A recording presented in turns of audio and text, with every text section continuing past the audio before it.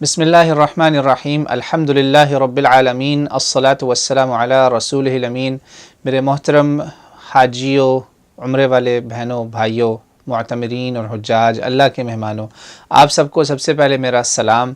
उसके बाद हम इंशाअल्लाह ताला आपको कुरान पाक की इस आयत के मिस्दाक जैसे अल्लाह ताला फरमाते हैं व अतिम्मुल हज्ज वल उम्रत लिल्लाह, उम्रा और हज अल्लाह की रज़ा के लिए, उसकी खुशनुदी के लिए अहसन तरीक़े से मुकम्मल करो, इसको ठीक तरीक़े से अदा करो। ये मैं मफ़हूमन तर्जुमा बता रहा हूँ। लंबी आयत है, सूरह बक़रा की ग़ालिबन 196 नंबर आयत है, दूसरे सिपारे के बिल्कुल जहाँ निस्फ़ होता है ना, अल हज व अशहुर मालूमात, उससे पिछली वाली आयत है। लंबी आयत है, तकरीबन आधा पौना सफ़े की। तो इसको फॉलो करते हुए ना आज इंशाअल्लाह ताला मेरी कोशिश होगी कि आपको मैं छोटे छोटे समझें सेगमेंट्स में, छोटे छोटे जिसे कहते हैं टुकड़ों में उम्रे का तरीक़ा, हज का तरीक़ा अलहदा समझा दूँ। सबसे पहले तो आप ये जहन में रखें कि आप जितने हाजी हज़रात हैं, ज़्यादातर को जो उम्रा नसीब होता है ना, उर्दू दानों को, हिंदुस्तान पाकिस्तान वालों को, बल्कि समझे ज़्यादातर दुनिया के लोगों को, वो होता है हज तमत्तु।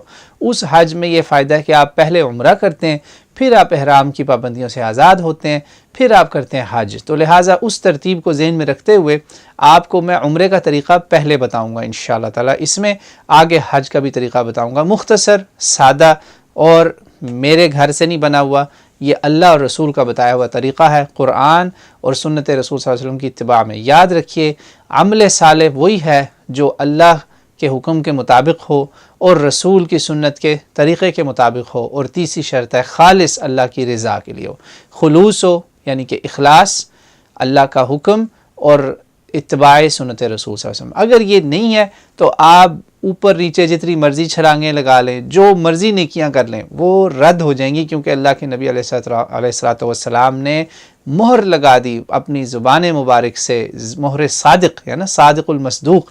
आपने कभी नहीं झूठ बोला, तो ये कैसे हो सकता है कि आप झूठ बोलें? आपने फरमाया कि सादिकुल अमीन कहते हैं कि मेरा जो भी अमल जिसको मैंने नहीं किया, जो हमारे इस अमर में नहीं है, जो हमने अमल नहीं किया, मन आमिला अमलन फ़हुवा लैसा मिन्ना फ़हुवा रद्द, जिसने कोई ऐसा अमल किया जो हमारी तरफ से नहीं है, वो रद्द हो जाएगा। तो अब आप सोचें कि क्या हमने शेखों का, इमामों का, बुज़ुर्गों का हज इख्तियार करना है या अल्लाह और अल्लाह के रसूल का बताया हुआ हज?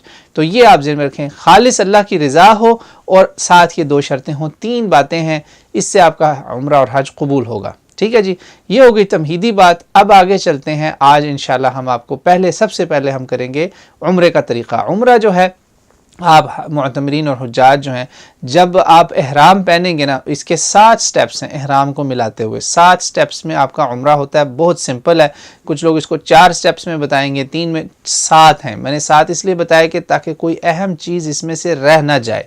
नंबर 1 है जी एहराम। ठीक, नंबर 1 है एहराम। एहराम जैसे ही आपने पहना, नंबर 1। नंबर 2 है आपका तलबिया, लब्बैक। नंबर 3 है आपका तवाफ़। नंबर 4 है तवाफ़ के 2 नफल। नंबर 5 है तवाफ़ और तवाफ़ के 2 नफल, उसमें 3 और 4 अब इकट्ठा ही कर लें। फिर उसके बाद आपका जाना दोबारा हजर अस्वद की तरफ, बिल्कुल ऐसे जैसे आपने हजर अस्वद से शुरू किया था तवाफ़, इसी तरह हजर अस्वद की तरफ को जाके, अगर बोसा हो जाए तो बहुत अच्छा है, करीब हो, नहीं तो कम से कम हजर अस्वद की लाइन में जाके ये करके फिर आपने जाना है सफ़ा और मरवा की तरफ, सई करनी है, और 7वां और आखिरी स्टेप है आपका सर मुंडाना। ये 7 स्टेप्स हैं आपके उम्रा। ये बड़े अहम है और इन सारी चीज़ों को जहन में रखना है। अच्छा, मैं शुरू से अब तफसीलन आपको थोड़ा सा अब इसको एक्सप्लेन भी कर देता हूँ। करना ये आपने सबसे पहले कि जो आपका मकाम मीक़ात है, उसके ऊपर मैं तफसीली तवाफ़ के मसाइल पे बयानात बता चुका हूँ। तलबिया के मसाइल में भी कि तलबिया शुरू कहाँ से होता है, वहाँ मैंने मीक़ातों का भी जिक्र किया।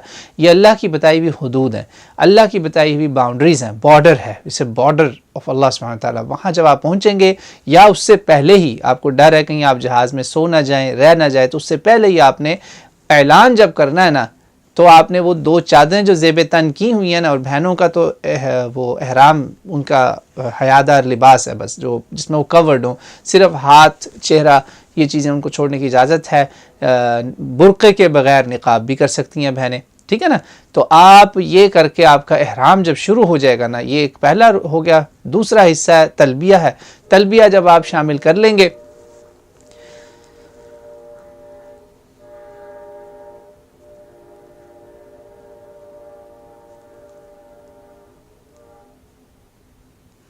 जब आप तलबिया पढ़ना शुरू कर देंगे ना तो समझें आपके 2 स्टेप्स मुकम्मल हो गए। और वो तलबिया कैसे शुरू होता है, वो चेंज ऑफ स्टेट है। फिज़िकली आपने गुस्ल किया, एहराम पहना, उसके बाद आपने जब आप उस मकाम पे पहुँचे या उस मकाम पे पहुँचने वाले थे तो आपने जो नारा लगाया ना कि या बारी ताला मैं हाजिर हूँ, उसका मतलब क्या है वो आप मेरी ना खाली तलबिया के ऊपर एक अलहदा से पूरी रिकॉर्डिंग है तफसीलन 15-16 मिनट की कि ये लब्बैक क्या है, खुदारा अल्लाह रसूल का वास्ता है। अब सबको मेरे लिए भी ये एक याद दहानी है कि तलबिया का मतलब ज़रूर समझिएगा कि तलबिया महज एक ज़बानी कलामी बस ये नहीं है कि मैं हाजिर हूँ जैसे आप क्लास में अटेंडेंस लगाते हैं।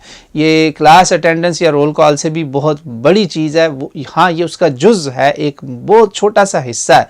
इसकी तफसील जो है ना आप जानने के लिए मेरी दूसरी बातें सुने, आपको समझ में आ जाए कि ये क्या है। ये 2 स्टेप्स हो गए। उसके बाद आपका ये तलबिया चलता रहेगा, आप ये पढ़ते रहेंगे, बार बार पढ़ें। अल्लाह को बहुत महबूब है ये ज़िक्र। ये आपने इस ज़िक्र को समझें कि मक्का मुकरमा की इमारतें नज़र आने तक जारी रखना है, यही आपका ज़िक्र है सबसे बड़ा, ठीक है ना। जैसे ही आप मक्का मुकरमा की इमारतों को देखें या चलें हुदूद हरम में दाखिल हो गए, मस्जिद के मीनार नज़र आ गए, अब आप तलबिया रोक दें क्योंकि अब आप फिज़िकली हाजिर हो गए। हाँ, पूरा तलबिया का माना समझ लेंगे ना अगर आप, यकीन माने यहीं से मेरी और आपकी तौबा का आगाज़ है। इसके बाद आपका अगला स्टेप क्या है, आप मस्जिद में दाखिल हुए, काबे पे पहली नज़र पड़ी। ज़रूरी नहीं है कि यहाँ पे आपकी दुआ लाजमी आप मांगें और लाजमी दुआ कबूल होगी, ये कोई शर्त नहीं है, वो बात इतनी कवी नहीं है। असल करने का काम यह कि आप काबे को देख के नाराए तकबीर लगाएं ताकि सारे हिंदुओं, काफिरों, मुशरिकों का रद्द हो जाए कि हम काबे को नहीं पूजते, हम काबे वाले को पूजते हैं, हम काबे वाले की इबादत करते हैं, काबे वाले का ये घर है, वो काबे वाला हमें कह रहा है कि यहाँ आओ क्योंकि ये मेरा घर है, मेरे नाम पे बना ये घर, ठीक है ना।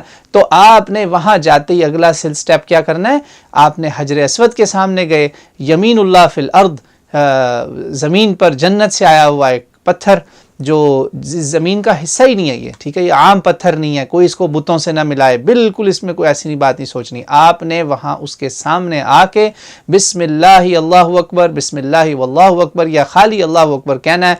ये इमेजिनेटिव जो होता है ना कि दूर से, बड़ी दूर, जैसे आप समझे मैं ऐसे देख रहा हूँ इधर कैमरे की स्क्रीन में, तो इस तरह हजर अस्वद सामने आप उसके आए, वो उन्होंने ब्राउन पट्टी अब हटा दी है, बस आप जो डायगनल जो होता है ना उसके सामने जब आए हजर अस्वद के, तो कुछ लोग क्या करते हैं ऐसे इशारा करके ना, ऐसे वर्चुअल इमेजिनेटिव अपने तखय्युल में ऐसे, जी मैंने इमेजिन किया, हाथ लग गया और फिर हाथ को चूम लिया। भाई किस चीज़ को लगा हाथ जिसको आप चूम रहे हैं? ये सुन्नत रसूल सल्लल्लाहु अलैहि वसल्लम से साबित नहीं हो सका, आप सल्लल्लाहु अलैहि वसल्लम के अमल से नहीं साबित। बड़ों ने, हमारे बुजुर्गों ने शायद किया हो, उसकी मैं क्या कह सकता हूँ, वो उनका अमल उनके हवाले, अल्लाह उन्हें अगर उनकी नेक नीयतों पर शायद अजर भी दे दे।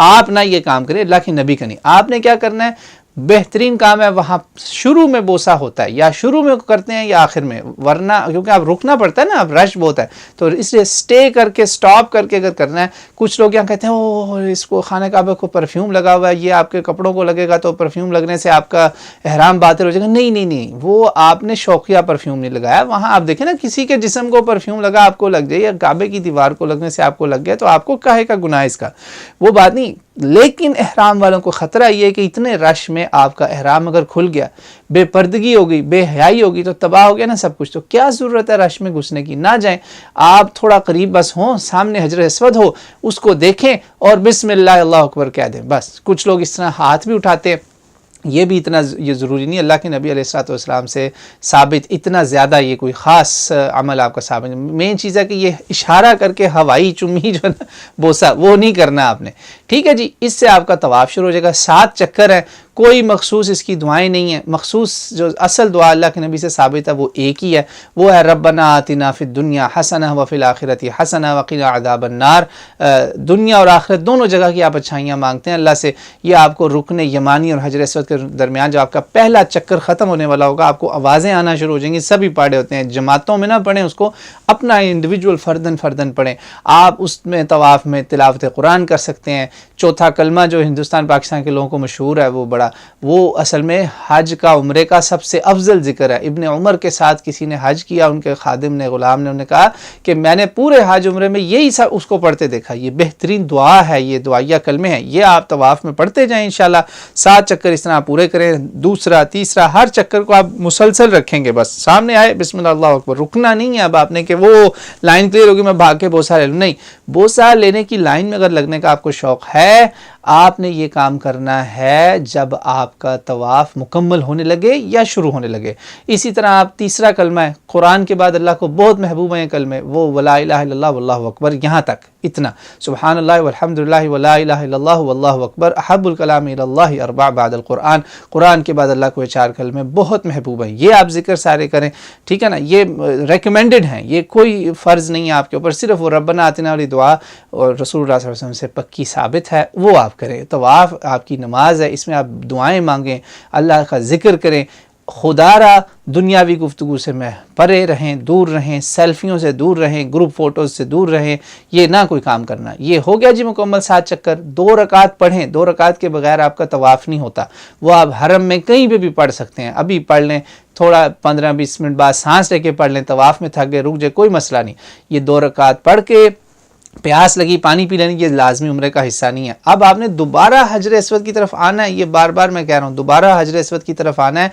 फिर वही बात, बोसे के लिए रश में ना लगें, किसी परेशानी में ना पड़ें, बस उसके सामने जाएं, बिस्मिल्लाह अल्लाहु अकबर कहें, अब आप सफ़ा मरवा की तरफ चले जाएं। वो वही काम है जो हमारी माँ ने जब भागी थी वहाँ पे, इनकी हिकमतें समझना बहुत ज़रूरी है। हमारी माँ की वो दौड़ जो है वो हम सब के लिए एक मिसाल है कि हम अल्लाह की बारगाह में जब भी अल्लाह का हुक्म होगा हम हाजिर होंगे और अल्लाह के हुक्म के लिए सही करेंगे, कोशिश करेंगे। ये नहीं करेंगे कि अच्छा अब दे खाना, दे अब रिज़्क़, नहीं, हम कोशिश करेंगे दीन के हर काम में, दीन सीखना है, दुनिया पे चलना है, जो भी काम होगा हम कोशिश करेंगे, तवक्कुल उस पे करेंगे, अपना अमल करेंगे, भरोसा उस पर रखेंगे। ये करके आपने वो 7 चक्कर लगाने हैं। सफ़ा मरवा के 7 चक्कर तवाफ़ से थोड़े से आसान हैं कि वो आपको 7 चक्कर का मतलब ये नहीं कि सफ़ा से वापस सफ़ा पे 7 होगा, नहीं, वो सफ़ा से मरवा 1, मरवा से वापस सफ़ा 2, फिर 3, फिर 4, फिर 5, फिर 6, 7वां आपका ख़त्म होगा वहाँ पे जहाँ मरवा है पहाड़ी। हर चक्कर के शुरू होने पर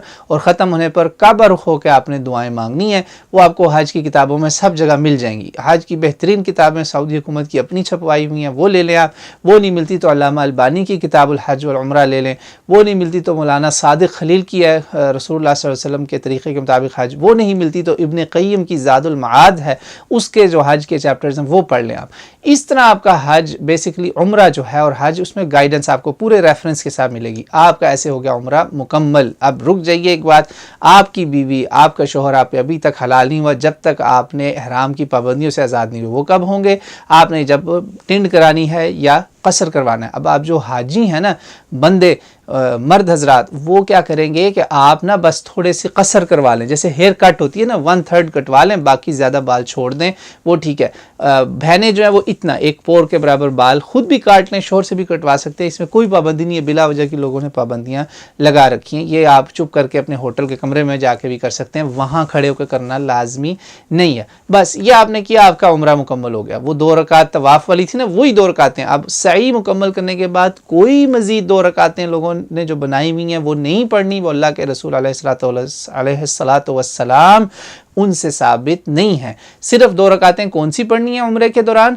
वो हैं तवाफ़ के बाद। वो आपको कोशिश करें कहीं पे भी पढ़ लें। बेहतरीन जगह उनके पढ़ने की कौन सी है? जैसे ही तवाफ़ मुकम्मल हो, काबा, मकाम इब्राहिम, ये सारे आपके लाइन में हो। बेशक आप आखिर में सहन के एंड पे भी चले जाएं या सहन से बाहर भी चले जाएं, ये काबे की जो दरवाजे वाली दीवार है ना, वो और हजर अस्वद एक लाइन में हो, अमूदी परपेंडिकुलर हो आपके बिल्कुल सामने, आप उसकी इन लाइन आ जाएं।